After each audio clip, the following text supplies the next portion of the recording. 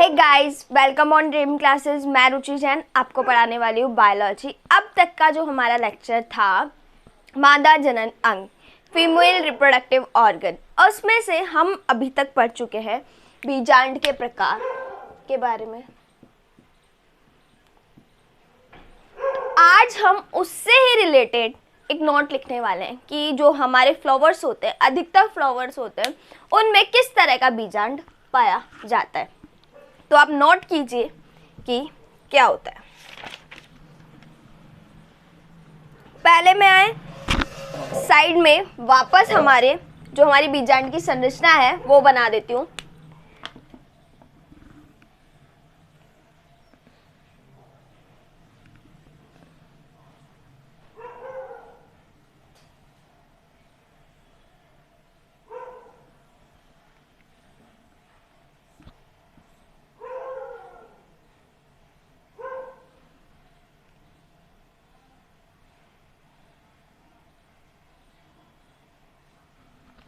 ये हमारे बीजांड की संरचना है। इसमें आपको नोट लिखना था एक,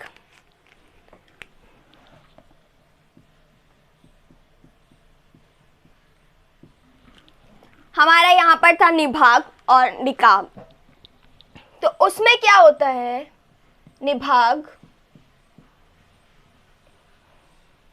नाभिका और हमारा बीजांड।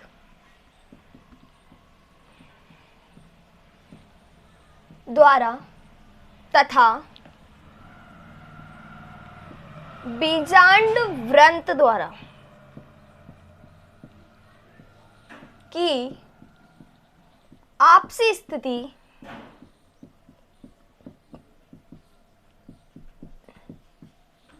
के आधार पर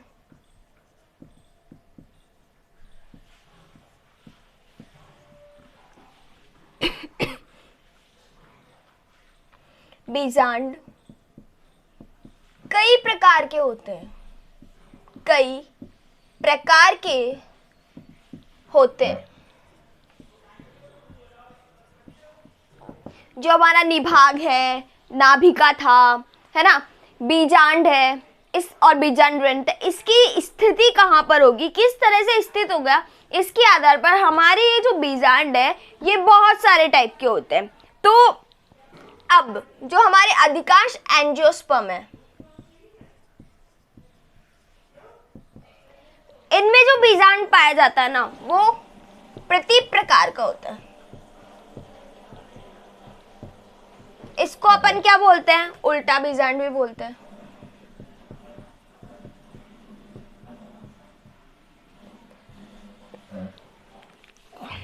इसकी स्क्रीनशॉट ले लो आप, फिर हम इसे वापस समझाते हैं। चलो, अब हम देखने वाले हैं हमारे गुरु बीजाणु जनन। गुरु बीजाणु जनन को हम बोलते हैं मेगास्पोरोजेनेसिस। क्या? मेगास्पोरोजेनेसिस, गुरु बीजाणु जनन किस तरह से होता है। तो पहले हमें एक बेसिक स्ट्रक्चर पता होना चाहिए कि हमारा गुरु बीजाणु जनन मेगास्पोरोजेनेसिस कैसे होता है। तो इसमें क्या होता है, फर्स्ट ऑफ ऑल हमारी गुरु बीजाणु धानियां थी, जिसे हम बीजांड बोल रहे हैं। ये हमारे बीजांड की संरचना है, गुरु बीजाणु धानी है। इसमें क्या होता है, गुरु बीजाणु मात्र कोशिकाएं होती है, मेगास्पोर्स मदर सेल्स होती है। क्या होती है, हमारे गुरु बीजाणु मात्र कोशिकाएं होती है। इन गुरु बीजाणु मात्र कोशिकाओं में मियोसिस होता है। क्या होता है, अर्धसूत्री विभाजन होता है, मियोसिस होता है। उसके बाद में हमारे मेगास्पोर्स गुरु बीजाणु बनते हैं। गुरु बीजाणु से गुरु बीजाणु धानी से हमारे जो गुरु बीजाणु निर्माण की प्रक्रिया है उसको हम मेगास्पोरोजेनेसिस, गुरु बीजाणु जनन कहते हैं। वापस बोलती हूँ मैं, वापस समझा रही हूँ, क्लियरली समझिए। हमारे क्या थे, गुरु बीजाणु धानी थी, बीजांड था। उसमें क्या पाई जाती है, हमारी गुरु बीजाणु मातृ कोशिकाएं, मेगास्पोर्स मदर सेल्स पाई जाते हैं। इन मेगास्पोर्स मदर सेल्स में अर्धसूत्री विभाजन मियोसिस के उपरांत मेगास्पोर्स यानी कि गुरु बीजाणु बनते हैं। गुरु बीजाणु धानी से गुरु बीजाणुओं के निर्माण की प्रक्रिया को हम मेगास्पोरोजेनेसिस गुरु बीजाणु जनन कहते हैं। क्लियर? ठीक है। अब ये हमारा डायग्राम बना हुआ है। किसका डायग्राम बना हुआ है? मेगास्पोरोजेनेसिस किस तरह से होता है, तो हम उसको समझते हैं। तो पहले मैं आपको बताती हूँ कि ये डायग्राम में है क्या। ये वाली जो लेयर है, ये लेयर है हमारी बीजांडकाय। क्या है ये? हमारा बीजांडकाय। यहाँ पर था ना हमारे ये बीजांडकाय। ये है हमारी गुरु बीजाणु मातृ कोशिका। क्या है ये? हमारी गुरु बीजाणु मातृ कोशिका। अब इस गुरु बीजाणु मातृ कोशिका, जो कि ये हमारी गुरु बीजाणु मातृ कोशिका है, इसमें क्या होगा? वही मियोसिस होगा, यानी कि अर्धसूत्रण होगा। अर्धसूत्रण हुआ तो ये देखो दो भागों में विभक्त हो गई, दो कोशिकाएं बन गई। अब चलो इसमें क्या हुआ? दो मेगास्पोर डॉटर सेल बन गई। क्या बन गई यहाँ पे? ये दोनों क्या है? Megaspore daughter cell.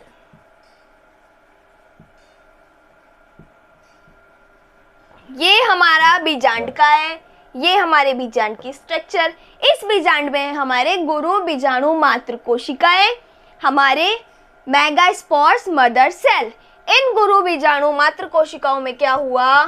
Meiosis अर्धसूत्रण। इसके उपरांत यहाँ पर दो कोशिकाओं का निर्माण हुआ, द्विकोशिकीय अवस्था आ गई।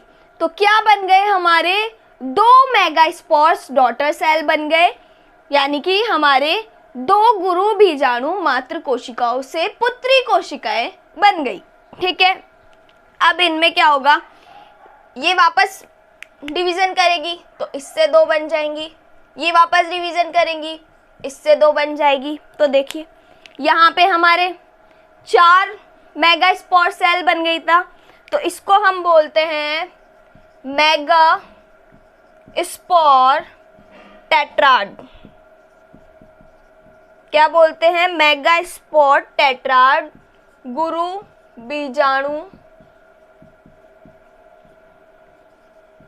चतुष्क। क्या बोलते हैं हम इसको? गुरु बीजाणु चतुष्क। देखिए वापस समझाते हैं। हमारे गुरु बीजाणुधानी बीजांड, इनमें पाई जाती गुरु बीजाणु मातृ कोशिका। गुरु बीजाणु मातृ कोशिकाओं में होता है अर्धसूत्रण। अर्धसूत्रण के बाद हमारे क्या बनती है? गुरु बीजाणु बनते हैं। गुरु बीजाणुधानी में अर्धसूत्री विभाजन के पश्चात गुरु बीजाणुओं के निर्माण की प्रक्रिया को हम मेगास्पोरोजेनेसिस गुरु बीजाणु जनन कहते हैं। अब इनमें क्या है? ये हमारे बीजांड की संरचना है, बीजांड का है। इसमें ये हमारी गुरु बीजाणु मातृ कोशिका है। इस गुरु बीजाणु मातृ कोशिका में क्या हुआ? अर्धसूत्रण हुआ। अर्धसूत्रण के उपरांत दो मेगास्पोर्स डॉटर सेल बन गई, द्विकोशिकीय पुत्री कोशिकाएं बन गई। इसके बाद में ये भी विभाजन करेगी, अर्धसूत्रण ये भी विभाजन करेगी, तो यहाँ पर 4 कोशिकीय अवस्था आ जाएगी। इसको हम बोलेंगे मेगास्पोर टेट्राड गुरु बीजाणु चतुष्क। इतना क्लियर? ठीक है। अब हम आगे देखते हैं। इसका स्क्रीनशॉट ले लो आप लोग पहले, 1 मिनट।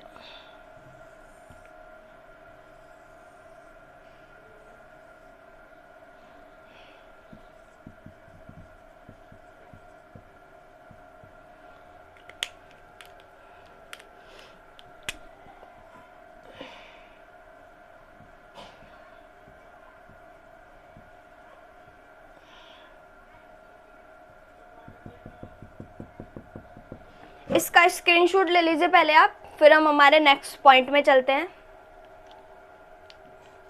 ठीक है, ले लिया। चलिए अब नेक्स्ट पॉइंट देखते हैं हमारा।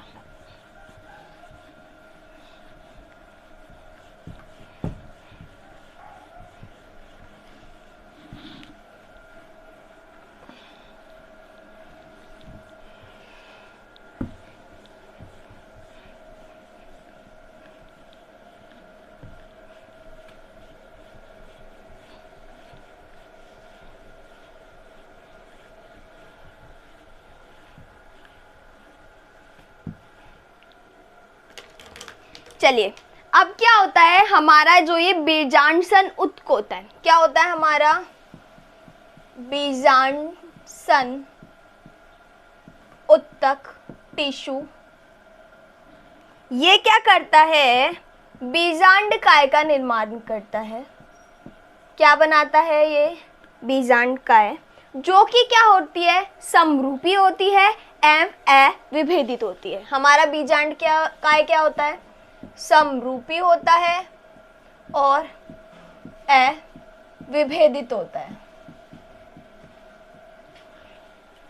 इनमें क्या होता है, आर्किस्पोरियल कोशिकाएं पाई जाती। क्या पाई जाती है हमारे बीजांडकाय में, आर्किस्पोरियल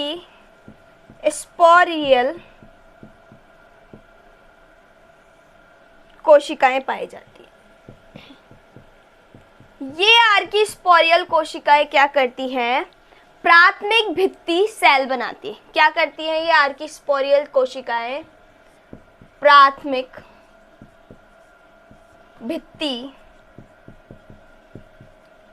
सेल बनाती हैं, जो कि बीजांडकाय की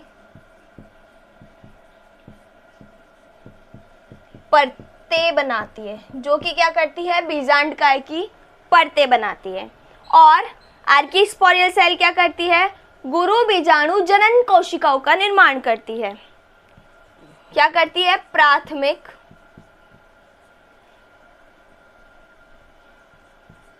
प्राथमिक बीजाणु जनन कोशिकाओं का निर्माण करती हैं। अब इनमें क्या होता है, प्राथमिक बीजाणु जनन कोशिका बन गई ना, जो कि आगे चल के बीजाणु जन मातृ कोशिकाओं का निर्माण करेगी। क्या करेगी ये, गुरु बीजाणु मातृ कोशिका, जो कि क्या होती है, 2n होती है। उनमें 8 सूत्रीय विभाजन होएगा, गुरु बीजाणु बनेंगे, जो कि क्या होंगे, अपने हैप्लॉइड होंगे, अगुणित होंगे। इसके स्क्रीनशॉट ले लीजिए आप लोग, ले ली। चलिए अब इसको हम वापस समझते हैं। हमारा बीजांडसन उत्तक यहाँ पर होता है ना, ये उत्तक क्या करता है, ये हमारे बीजांडकाय का निर्माण करता है। हमारा बीजांडकाय क्या है, समरूपी है और अविभेदित है। अब ये हमारे बीजांडकाय में आर्किस्पोरियल कोशिकाएं होती है। आर्किस्पोरियल कोशिकाएं क्या काम करती है हमारे बीजांडकाय में, प्राथमिक भित्तीय सेल बनाती हैं और प्राथमिक बीजाणु जनन कोशिकाएं बनाती है। अब हमारी प्राथमिक भित्तीय सेल क्या करती है, बीजांडकाय की परतों का निर्माण करती है, कि बीजांडकाय में एक परत होगी, 2 होगी, या फिर 2 से ज्यादा होगी, बहुपर्तीय होगा, ठीक है। या फिर आर्किस्पोरियल सेल प्राथमिक बीजाणु जनन कोशिकाएं बनाती है। अब ये प्राथमिक बीजाणु जनन कोशिकाएं क्या करती हैं, गुरु बीजाणु सेल्स का निर्माण करती है, गुरु बीजाणु मातृ कोशिकाओं का निर्माण करती है। अब गुरु बीजाणु मातृ कोशिकाओं क्या होती है, हमारी द्विगुणित होती है, 2n होती है, जो कि आगे अर्धसूत्रीय विभाजन करके म्योसिस करके हमारे अगुणित गुरु बीजाणुओं का निर्माण कर देती है। दैट्स क्लियर, ठीक है।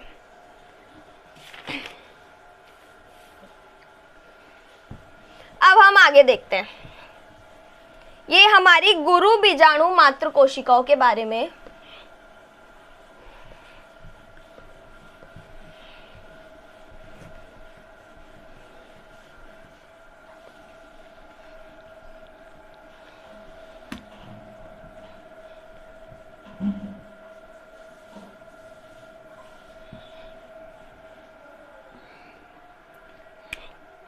चलो, गुरु बीजाणु मातृ कोशिकाएं हमारी मेगा स्पोर मदर सेल कौन है, हमारी गुरु बीजाणु मातृ कोशिकाएं। ये क्या होती है, आकार में बड़ी होती है। हमारा जो लघु बीजाणु था उसके अकॉर्डिंग हमारी गुरु बीजाणु मातृ कोशिकाएं होती है, ये आकार में बड़ी होती है। इनमें सुस्पष्ट न्यूक्लियस पाया जाता है एंड इनका जो साइटोप्लाज्म होता है वो क्या होता है, सघन होता है।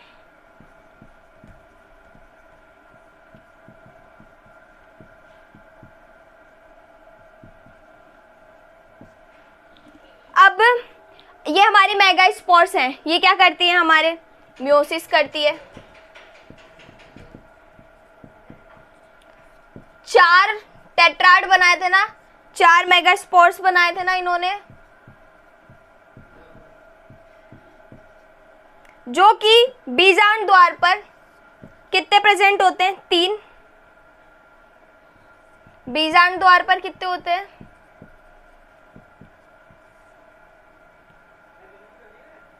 3, जो कि क्या हो जाते हैं, नष्ट हो जाते हैं, तथा केवल एक ही क्रियाशील गुरु बीजाणु शेष होता है। केवल एक ही क्रियाशील गुरु बीजाणु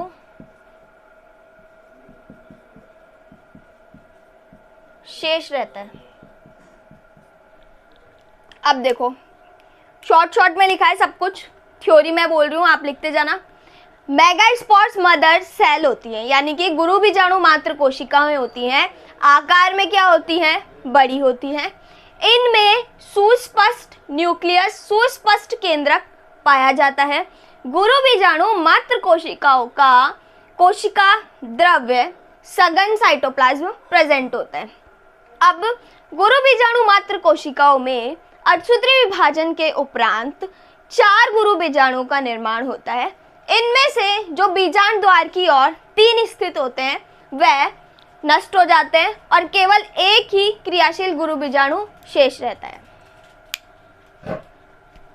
चलिए अब हम अभी तक हमने जो पढ़ा है उससे रिलेटेड एक क्वेश्चन सॉल्व करते हैं। बाकी का जो भी रह गया है वो हम नेक्स्ट क्लास में देखेंगे, ठीक है। हमारा इम्पॉर्टेंट टॉपिक है एक कि जो हमारे बीजांड है उसमें से कोशिकाएं किस तरह से निर्मित होती है, वहाँ से क्वेश्चन पूछा जाता है। तो 5 मिनट का लेक्चर होगा वो, और उसके बाद हम पॉलिनाइजेशन, परागण के बारे में पढ़ेंगे। तो जो हमारा नेक्स्ट वीडियो होगा वो बहुत इंपॉर्टेंट है और बहुत एग्जामिनेशन में वहाँ से क्वेश्चंस पूछे जाते हैं, तो उसे मिस मत कीजिएगा। तो अब हमारा क्वेश्चन देखते हैं जो अभी हमने पढ़ा था गुरु बीजाणु मात्र कोशिकाओं में अर्धसूत्रण से रिलेटेड, उससे रिलेटेड ये क्वेश्चन है। ये क्वेश्चन क्या बोल रहा है हमारे कि 50 क्रियाशील वाले पॉइंट पे ध्यान दीजिए। गुरु बीजाणु बनाने के लिए कितने मियोसिस यानी कि अर्धसूत्रण की आवश्यकता होती है? तो आपके पास ऑप्शन है A 100, B 400, C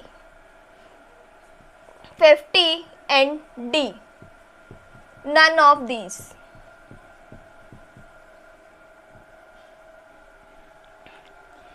comment section में आप कमेंट करके बताइए कि इसका आंसर क्या होगा। क्वेश्चन रिपीट करती हूँ, 50 क्रियाशील यानी कि जो हमारे एक्टिव गुरु बीजाणु यानी कि मदर सेल्स थी बनाने के लिए, तो उससे हमारे क्या बनेंगे, मेगास्पोर्स। कितने मियोसिस अर्धसूत्रण की आवश्यकता होती है, यानी कितने मियोसिस की रिक्वायरमेंट है हमें? 400 की है, 100 की है, 50 की है, या नन ऑफ दीज, इसमें से कुछ भी नहीं। तो चलिए अब हम आंसर देखते हैं क्या होगा। अभी हमने पढ़ा कि जो हमारी मदर सेल थी, ये हमारी मदर सेल थी, इसमें मियोसिस हो रहा था, 2 सेल बन रही थी। इनमें मियोसिस हो रहा था, 4 सेल बन रही थी। फिर अभी हमने पढ़ा कि जो बीजांड द्वार की तरफ सेल्स उपस्थित होती हैं उनमें से 3 तो क्या हो जाती है, मृत, और 1 जो क्रियाशील होती है वही हमारे मेगास्पोर्स आगे चल के पार्टिसिपेट करते हैं। तो यहाँ क्वेश्चन पूछ रहा है सिर्फ क्रियाशील गुरु बीजाणु धानी के लिए कितने अर्धसूत्रण चाहिए। तो एक अर्धसूत्रण से 1 बन रहा है, तो हमारे 50 से कितने अर्धसूत्रण चाहिए होंगे, 50। इसका आंसर क्या होगा, 50। चलिए वापस समझाती हूँ, आंसर क्या होगा, 50। एक एक्टिव सेल थी, इसने एक एक्टिव बनाए तो 4 थे, लेकिन उनमें से एक्टिव कितना था, सिर्फ 1 था, यही था ना क्रियाशील। तो एक अर्धसूत्री विभाजन से एक क्रियाशील बन रहा है, तो 50 क्रियाशील गुरु बीजाणु से 50 ही अर्धसूत्रण होंगे ना, तो हमारा आंसर क्या है 50। अब जो हमारा नेक्स्ट वीडियो होगा उसके अंदर हम परागण के बारे में पढ़ेंगे और हम देखेंगे इससे रिलेटेड कुछ इंपॉर्टेंट पॉइंट्स। 7 से 8 पॉइंट्स होंगे जो बहुत सारे एग्जामिनेशन में पूछे जाते हैं, यानी कि आगे जो हमारी सेल्स हैं ये किस तरह से फॉर्म होती है, इनमें निषेचन कहाँ पर होता है, कौन ध्रुवीय कोशिकाएं होती है, सहायक कोशिकाएं होती है, यहाँ पे कितने केंद्रक होते हैं, कितनी कोशिकाएं होती है, भ्रूणपोष क्या होता है, उसके बारे में हम देखेंगे। Have a good day, goodbye and take care.